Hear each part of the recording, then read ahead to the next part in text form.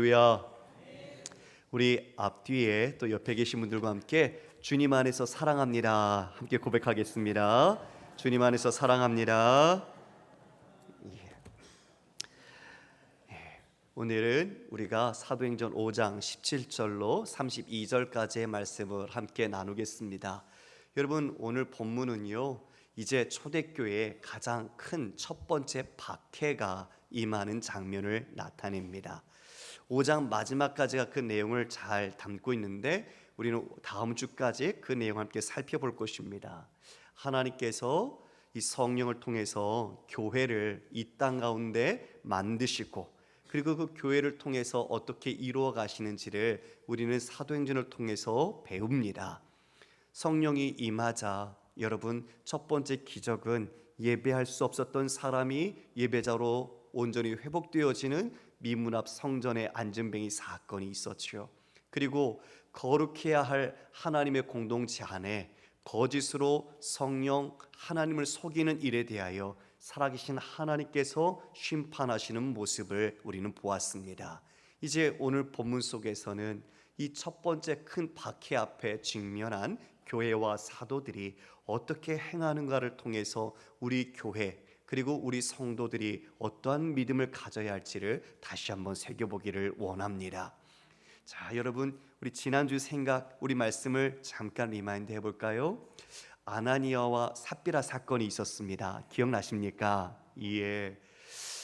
물건, 자신의 밭을 이렇게 팔았지만 그 소유를 판 것을 전부라고 속이며 그 앞에 내어놨을 때 그것은 사람을 속이는 게 아니라 하나님을 속이는 것이었고, 하나님을 믿지 않는 불신의 마음이었죠.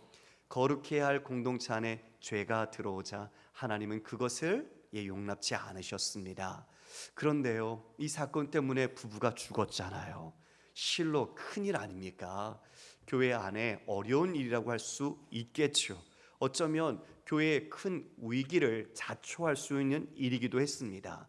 그런데요, 이 일이 도리어 살아계신 하나님을 알게 되고 그 하나님을 경외하는데 그들 모든 마음이 하나로 뭉쳐지는 계기가 되었어요. 그래서 더 많은 사람들이 모여서 말씀을 듣게 되었죠. 솔로몬 행각에서 사도들이 말씀을 가르칩니다. 그것을 사람들이 듣고 배우게 되었죠. 또 사도들이 하나님의 표적과 기사를 베푸는 거예요. 여러분, 이 말은 하나님께서 이 사도들에게 위임하신 이 말씀이 진실하다는 것, 그것이 진리라는 것을 증명하는 것입니다. 그래서 이처럼 많은 사람들이 모이되 또 그 가운데 두려움이 있었어요. 어떤 두려움일까요?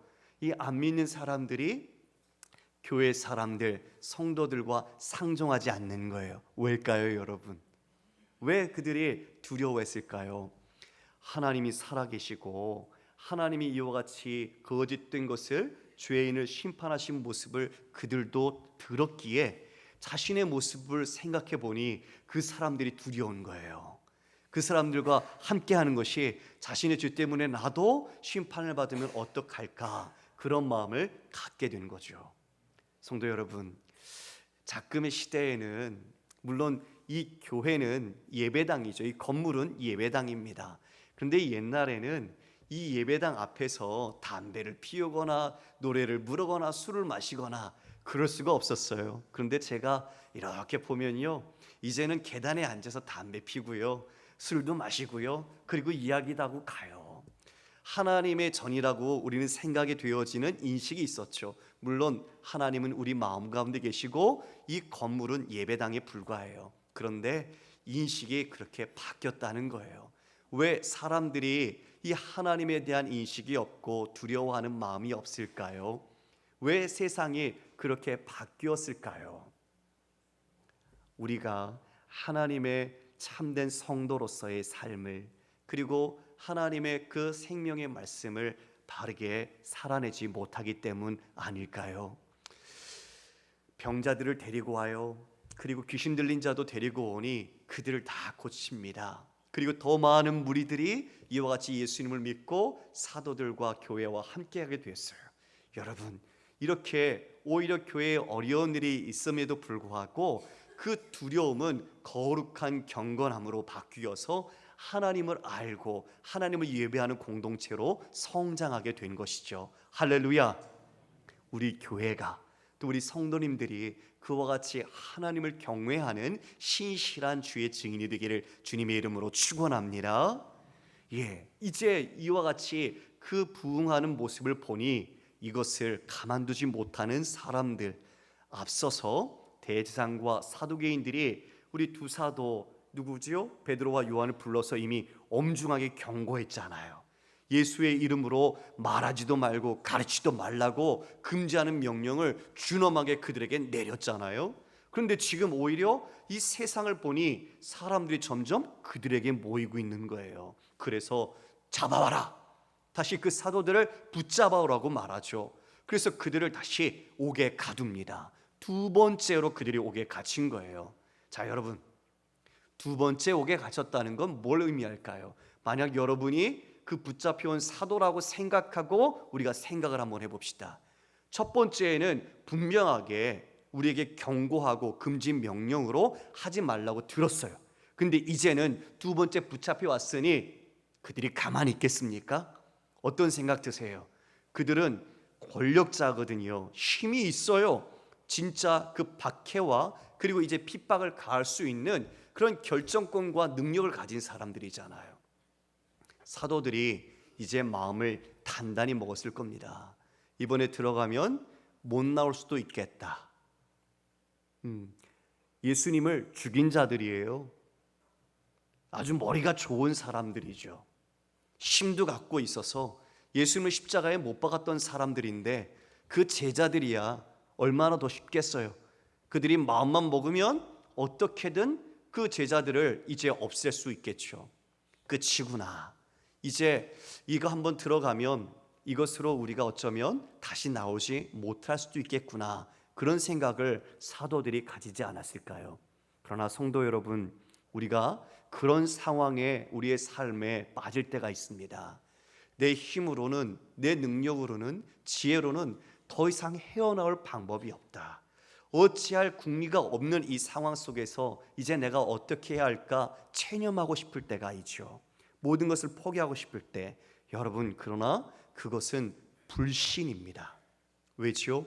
우리의 삶을 주관하시는 분이 누구십니까? 하나님이십니다. 하나님의 손이 여러분을 붙잡고 계시기에 하나님이 이 모든 인류의 시작과 끝이요 알파와 오메가가 되시는 분이십니다. 그분이 이 모든 것을 놓을 때 그때 우리 모두가 끝나는 것이지, 하나님은 그러나 우리를 사랑하시기 때문에 놓지 않으시는 분입니다. 할렐루야. 우리는 그것을 꼭 믿어야 합니다. 여러분, 요셉을 보십시오. 요셉은요, 형제들에게 팔리고 죽을 뻔했어요. 그리고 팔려서 노예로 갔는데 그곳에서도 억울하게 누명을 쓰고 그리고 옥에 갇힙니다. 참 기구한 인생이지요. 그런 삶 살면 무슨 소망이 있겠어요. 그러나 그는요, 그 옥중에서 그는 여호와 그분이 함께 하심으로 형통했다고 성경은 기록하고 있습니다. 할렐루야. 여러분, 이어서 우리 다윗을 한번 보십시오. 다윗은 어떻습니까? 자신의 아들에게 그리고 사울 왕에게 자신의 생명마저 위경에 놓일 정도로 쫓기는 삶을 살았습니다. 그러나 그 모든 순간 속에서도 하나님을 붙잡고 살았죠. 다니엘도요, 분명히 기도하면 죽는다는 걸 알지만 그는 예루살렘을 향하여 창문을 열고 하나님께 기도했습니다. 사자굴에 던져졌지요. 여러분, 죽었습니까? 안 죽었습니다.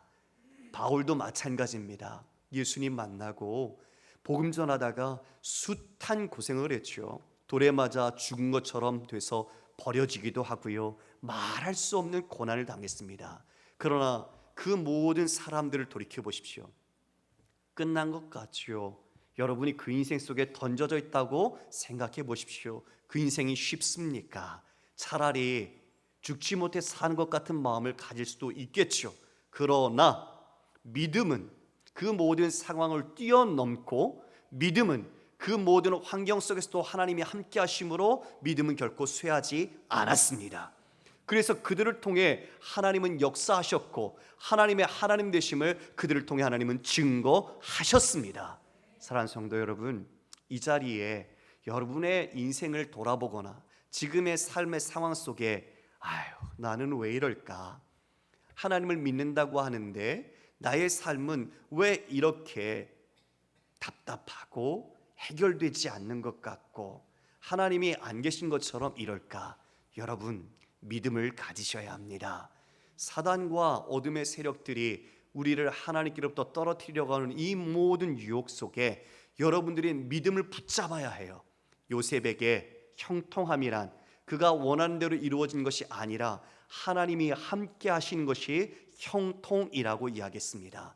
이것이 신자의 형통입니다. 바라기는 여러분이 답답하고 어려운 일이 여러분을 둘러싸고 있다 할지라도 눈을 들어 주를 바라볼 때 주께서 여러분을 손잡고 계시며 그 능력의 주님이 여러분과 함께 하심을 믿을 때 여러분은 넉넉히 그 모든 환경을 이길 수 있음을 여러분 함께 믿음으로 고백하시길 바랍니다. 자, 이렇게 잡아왔어요, 사도들을요. 근데 이 잡아온 이유가 뭘까요? 여러분 17절에 보니까 이렇게 기록하고 있습니다. 대제사장과 그와 함께 있는 사람, 즉 사두개인의 당파가 다 마음에 시기가 가득하여 일어나서 사도들을 잡아다가 옥에 가두었다. 여러분, 저를 보시겠습니까?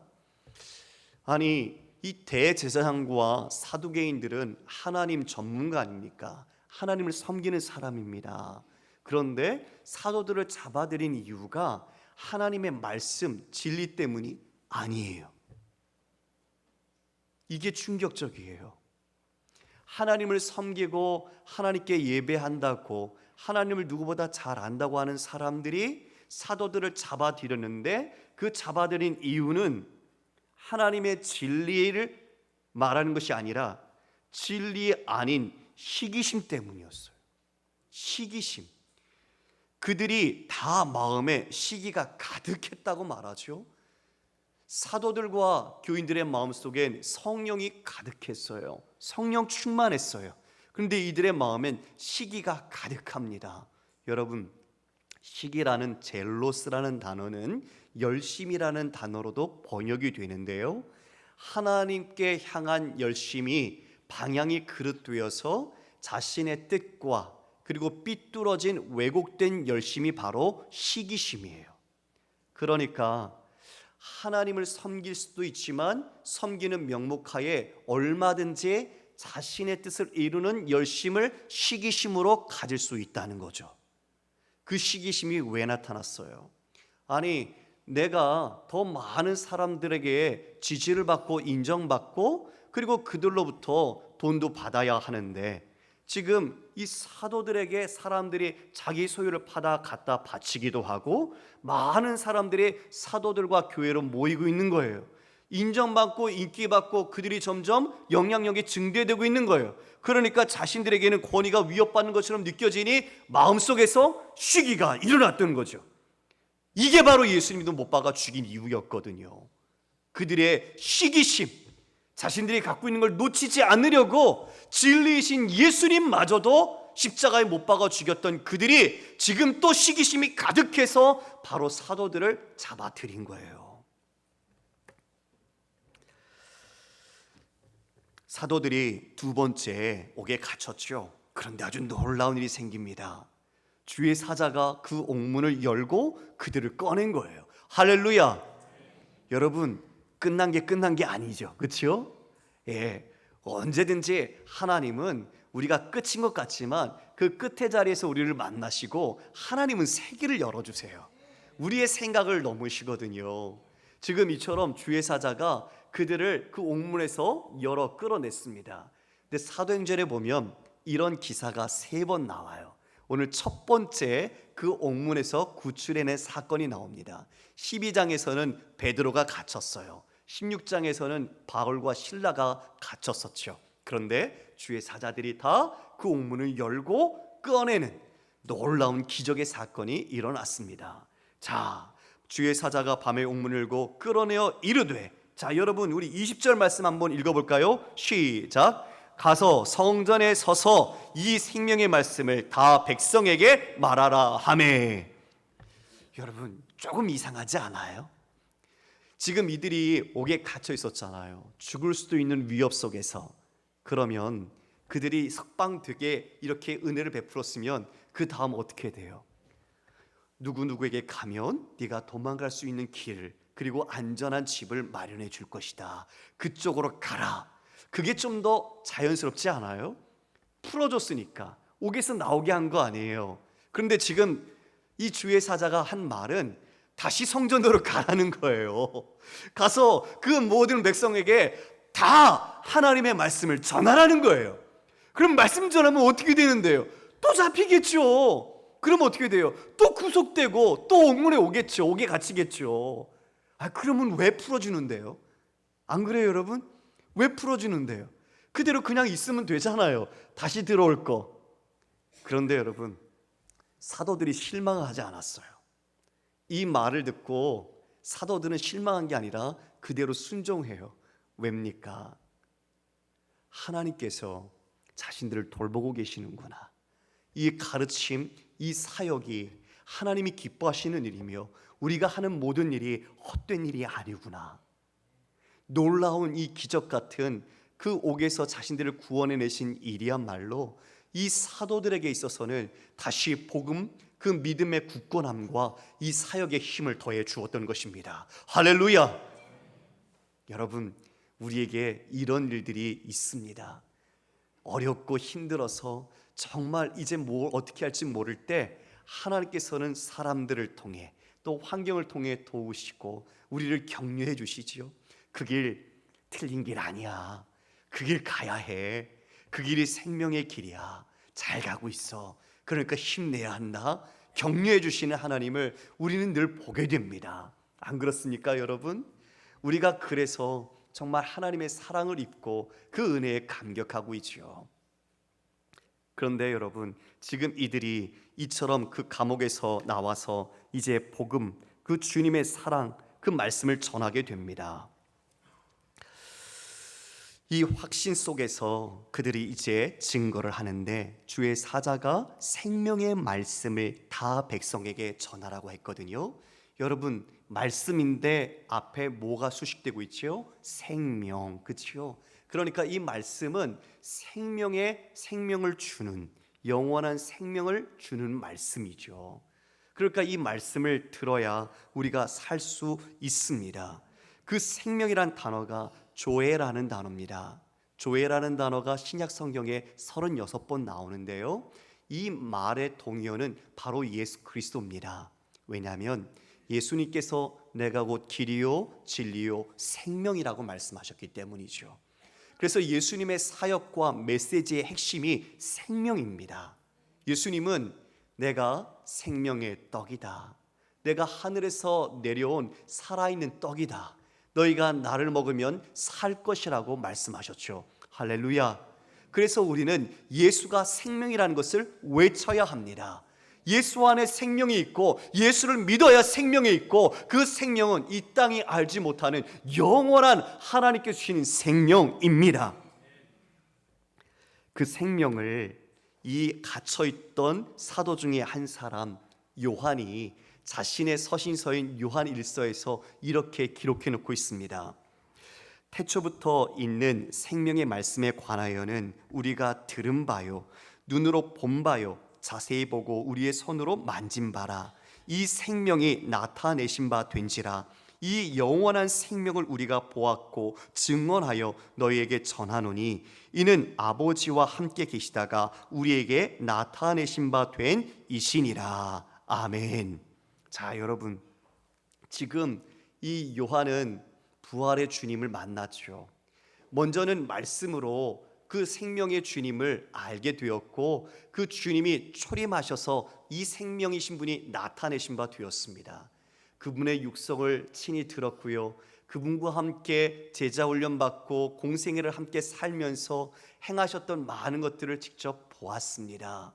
그리고 이제는 그 부활의 주님, 그리고 그들 앞에서 승천하신 주님을 그들의 마음속에 성령으로 임하신 것으로 그들은 주님을 믿으며 더 굳건하게 증언해 왔죠.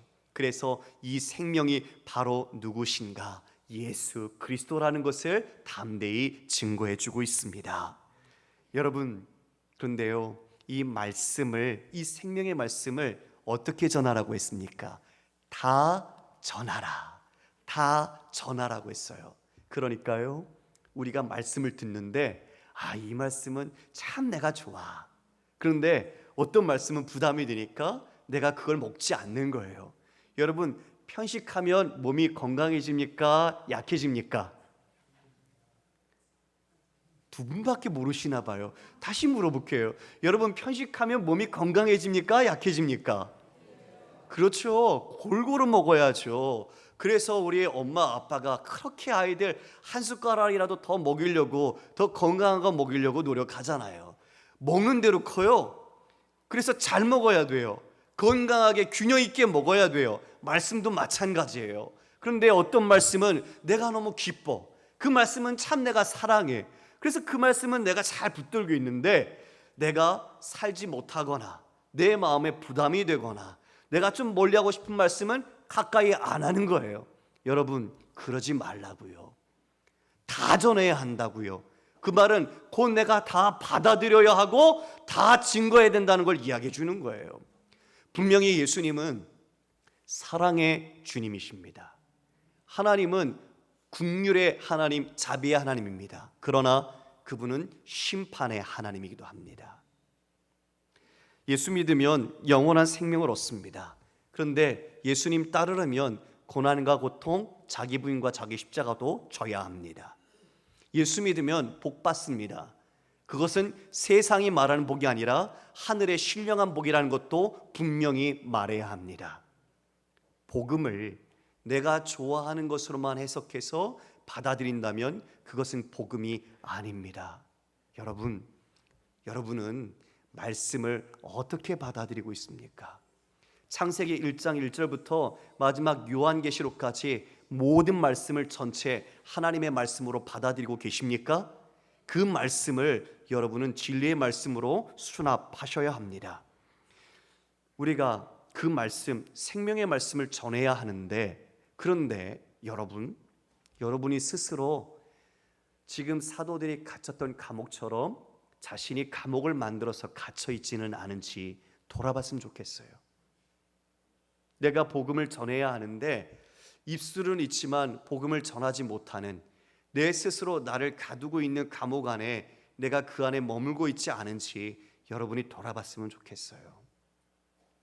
그 감옥에서 나와서 담대하게 이 생명의 말씀을 전해야 하는데 내가 만든 감옥, 돈, 명예, 관계, 아내와 남편, 직장 상사, 옛 과거의 상처와 그것으로 인한 두려움, 염려, 다른 사람들의 시선을 인식하고 그 사람들에 대한 비판, 이 모든 것들이 내 안에 자리하고 있어서 그 감옥 속에서 내가 나오지 못해서 하나님의 생명의 말씀을 전하고 있지 못하고 있는 모습은 없는가 말이죠. 나는 배운 게 이거밖에 안 돼서, 나는 돈도 이거밖에 없어서, 나는 내가 지금 이것이 더 급해서, 나는 내 일이 더 중요하고 내 일의 업적과 성공을 이루어야 하니까 그 안에 갇혀줘서 나는 하나님의 말씀을 전하는 증인으로서의 삶을 내가 살지 못하고 있지는 않은가 말입니다. 우리 구주께서 이렇게 말씀하셨습니다. 누가복음 9장 26절입니다. 누구든지 나와 내 말을 부끄럽게 여기면 인자도 자기의 영광과 아버지와 거룩한 천사들의 영광에 쌓여 올 때에 그 사람을 부끄럽게 여길 것이다. 주님이 다시 오실 때에 나와 내 말을 부끄럽게 여기는 자를 나도 부끄럽게 여길 것이다.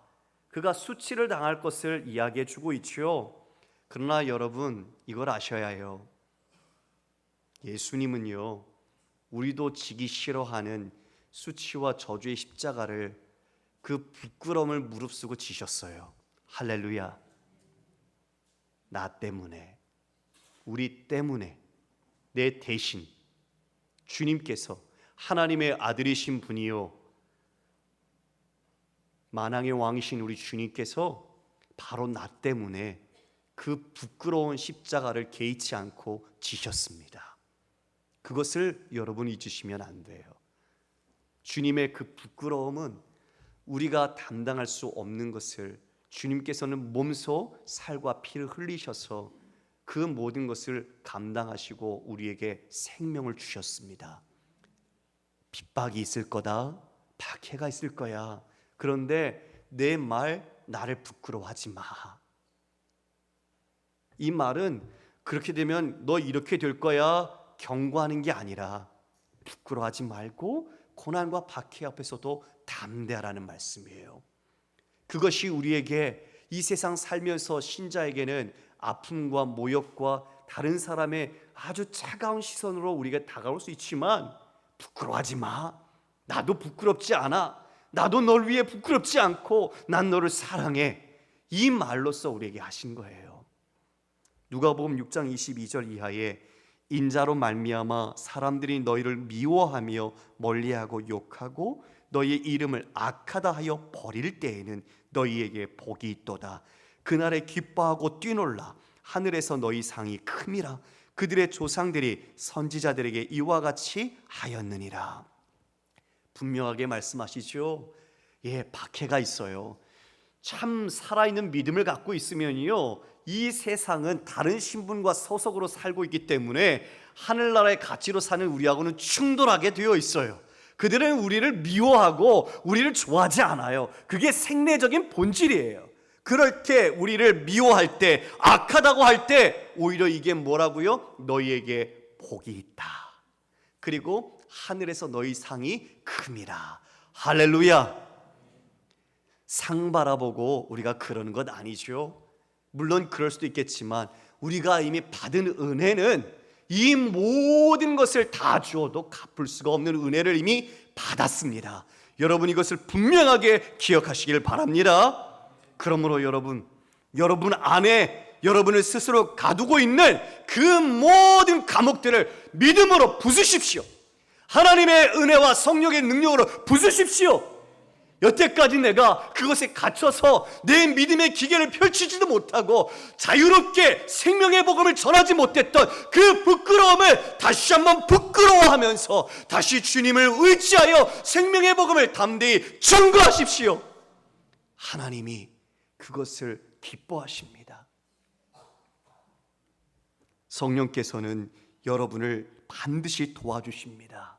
하나님이 우리 안에 계셔서 여러분의 그 간절한 신음의 기도에도 응답하시며 여러분을 붙잡고 있는 그 속박을 끊어서 진정한 자유와 참 생명을 누리게 하십니다. 이제 이들이 옥에서 나왔잖아요. 자, 나머지 사람들을, 그 가둔 사람들을 볼까요? 얼마나 어리석은지, 그리고 얼마나 아이러니한 장면들이 연출되는지. 여러분, 그 옥은 이미 비어 있어요. 그렇죠? 사도들이 나왔어요. 그런데 경비병이 비어있는 옥문을 지키고 있어요. 그리고 그 사내들인 공회가 심판하러 모여요. 그런데 몰라요. 비어있는, 죄수도 없는데 심판하러 모인 거예요. 그리고 더 웃긴 것은 그들이 지금 이 사도들이 복음을 전하고 있다는 것을 듣고 잡으러 갑니다. 성전 경비대장과 그 부하들을 데리고 가요. 그런데 그들이 오히려 두려워해요. 사도들을 잡으러 가는데 오히려 두려워하는 모습이 나타납니다. 여러분 우리가 그걸 한번 볼까요? 26절 말씀입니다. 우리 함께 읽겠습니다. 시작. 성전 맡은 자가 부하들과 같이 가서 그들을 잡아왔으나 강제로 못함은 백성들이 돌로 칠까 두려워함이더라. 여러분, 사도들 옆에 그 믿음으로 따라 많은 사람들이 모여 있으니까 그 크기와 대세와 그들의 다수를 보고 지금 그들이 자신들을 돌로 칠까 봐 두려워하는 거예요. 강제로 데려오지 못합니다. 여러분, 지금 이 잡으러 간 사람들의 눈의 관점은 뭐죠? 숫자예요. 대중이에요. 다수예요. 그 크기예요. 그것이 지금 그들이 세상을 바라보고 있는 기준이었고 그들이 힘으로 삼는 기준이기도 했어요. 그런데 여전히 이 세상이 바로 우리들을 그 프레임으로 억누르고 굴복시키려고 하죠. 많은 사람들이 이 길로 가니까 너도 그 길 가야 돼. 너 거기서 뒤떨어지면 너만 손해야. 그런 식으로 우리를 불안하게 만들죠. 그러나 여러분 기억하십시오. 하나님이 우리와 함께 하시면 우리는 된 겁니다. 할렐루야. 아무리 많은 사람이 있어도 그 길이 죽음의 길이라면 그 길을 가는 자가 어리석은 거죠. 다윗이 말합니다. 천만인이 둘러 나를 치려 하여도 나는 안전하리로다. 나는 두려워하지 아니하리이다. 할렐루야. 왜요? 여호와는 주는 나의 방패시요 나의 영광이시요 나의 머리를 드시는 자니이다. 하나님이 누구신지 분명히 알았기 때문입니다. 하나님을 우리가 누구신지 명확하게 알 때 우리는 이 세상의 요동침, 이 세상의 미혹 속에 그 영적인 사단의 괴계 속에서도 흔들리지 않고 우리는 안전하며 담대하며 두려워하지 않을 수 있는 것입니다. 신문이 시작되자 그들이 말하죠. 너 이 이름으로 가르치지도 말라고 했는데 지금 예루살렘에 너희들의 가르침이 가득하다. 그래, 그래서 지금 이 사람의 피에 대한 책임을 우리에게 돌리는 거냐? 그들이 이렇게 말합니다. 여러분, 이 이름, 이 사람, 예수님이라는 이름을 그의 입에 담지도 않아요. 그들은. 그러면서 지금 이렇게 하는 게 이 사람을 죽인 책임을 우리에게 돌리려고 하는 거지, 그 의중을 묻는 거죠. 그런데 그럴 만한 것이 앞서 공회에 섰을 때 베드로가 말했거든요. 너희가 십자가에 죽인 예수를 하나님께서 살리셔서 지금 이 안진뱅이가 나와서 우리 앞에 서 있다, 분명하게 얘기했거든요. 그러니까 이들의 마음속에 이 모든 역사가 지금 자신들이 죽인 예수 그리스도가 부활해야 하고 있다는 것에 대한 마음속의 책임, 두려움이 있던 거죠. 그들은 몇 주 전만 해도 예수님이 십자가에 못 박을 때 빌라도에게 이 피를 우리와 우리 자손에게 돌리라고 했던 자들입니다. 예, 맞아요. 그들에게 책임이 있죠. 책임이 반드시 있습니다. 그러면서 사도가 그들의 말에 이렇게 이야기하는데요. 우리 29절 말씀을 함께 읽어볼까요? 29절 이하 시작. 베드로와 사도들이 대답하여 이르되 사람보다 하나님께 순종하는 것이 마땅하니라. 너희가 나무에 달아 죽인 예수를 우리 조상의 하나님이 살리시고 이스라엘에게 회개함과 죄사함을 주시려고 그를 오른손으로 높이사 임금과 구주로 삼으셨느니라. 아멘. 여러분, 사람에게 순종하는 것이 아니라 하나님께 순종하는 것이 마땅하다라고 이야기하고 있죠. 지난번에도 이야기했어요. 하나님 앞에서 너희의 말을 듣는 것이 하나님의 말을 듣는 것보다 옳은가 판단하라. 자기를 죽일 수 있는 사람들 앞에서 분명하게 담대함으로 진리를 이야기합니다. 그리고 그 예수님을 하나님께서 높이셔서 지금 통치자요 그리고 구주로서 우리 모두에게 그 회개와 죄사함을 주기 위하여 이같이 은혜를 베풀고 있다고 말하죠. 회개하라는 거예요. 죄사함 받아야 돼요. 그래야 성령을 받고 하나님의 생명을 누릴 수 있기 때문이죠. 지금 이것을 이스라엘에게 이와 같이 하나님께서 역사하고 계신다는 것을 그들에게 이야기했어요. 그러면 그 이야기를 들으면 그들은 생명을 얻을 텐데 그들은 이 말 듣고요, 분노합니다. 분노해요. 하나님의 말씀을, 생명의 말씀을 들어도 그들은 그것을 받아들이지 않는 분노로 이들 사도들을 없애려고 하고 있죠. 여러분, 이게 세상과 하나님을 대적하는 자들의 마음입니다. 말씀을 정리하려고 합니다. 지금 회개를 거부하는 그들 앞에 담대하게 32절에 이제 증거하기를 우리는 이 일의 증인이요 하나님이 자기에게 순종하는 사람들에게 주신 성령도 그러하니라. 이 일이라는 곳에 여러분 각주가 붙어 있을 겁니다. 5번에 보면 또는 말씀의라고 되어 있죠. 즉 이 말씀의 증인이다. 우리는 이 일의 증인이라고 분명하게 이야기합니다. 생명의 증인이죠. 여러분, 생명을 가진 자는 두려워하지 않습니다. 여러분, 어떤 두려움이 있으십니까? 생명을 가진 자는 죽어도 생명이잖아요. 우린 죽지 않습니다. 우린 영원히 살아가는 존재니까요. 그래서 우리는 두려워할 이유가 없습니다. 그런데 지금 우리 많은 성도들의 모습을 보면 하나님의 살아계심과 하나님의 경외하심, 그 거룩하심보다 세상에 더 마음을 기울이고 있는 것 같습니다. 교회가 많은 비난과 세상으로부터 지탄을 받고 있는데요, 또 교회가 거룩성을 잃어가고 있습니다. 세상에 부활하신 주님과 그 십자가의 복음을 증거해야 되는데 우리가 세상과 타협하고 세상과 동화되어 가고 있는 모습을 봅니다. 주님을 따르기보단 다른 것을 따르고 있는 모습이죠. 우리가 회개해야 할 것입니다. 돌이켜야 하고 우리도 주님을 따라 가야 합니다. 너희는 세상의 소금이요 빛이다.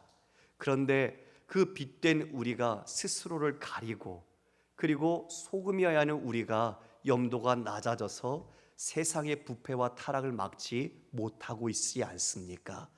다시 소금이 짠맛을 잃으면 밖에 버려져 밟힐 뿐이라고 하신 그 엄밀한 경고를 우리 마음속에 다시 새겨야 할 것입니다. 바울은 자신의 사역의 동력을 이와 같이 이야기합니다. 골로새서 1장 26절 이하의 말씀인데요, 우리 함께 마지막으로 읽도록 하겠습니다. 시작. 나는 하나님께서 여러분을 위하여 하나님의 말씀을 남김없이 전파하게 하시려고 내게 맡기신 사명을 따라 교회의 일꾼이 되었습니다. 이 비밀은 영원 전부터 모든 세계에 감추어져 있었는데 지금은 그 성도들에게 드러났습니다. 하나님께서는 이방 사람 가운데 나타난 이 비밀의 영광이 얼마나 풍성한지를 성도들에게 알리려고 하셨습니다. 이 비밀은 여러분 안에 계신 그리스도요 곧 영광의 소망입니다. 우리는 이 그리스도를 전합니다. 우리는 모든 사람을 그리스도 안에서 온전한 사람으로 세우기 위하여 모든 사람에게 권하며 지혜를 다하여 모든 사람을 가르칩니다. 이 일을 위하여 나도 내 속에서 능력으로 작용하는 그분의 활력을 따라 수고하며 애쓰고 있습니다. 바울은 자신의 힘으로 행한 것이 아니라 그분 안에 주님께서 계시고 그 성령으로서 역사하심을 따라 그는 힘껏 이 모든 사역을 감당했습니다. 사랑하는 성도 여러분, 다시 한번 오늘 말씀을 정리하면서 여러분들이 가져진 감옥 속에서 성령의 도우심과 말씀의 확신과 기도의 힘으로 주님 앞에서 다시 일어서십시오.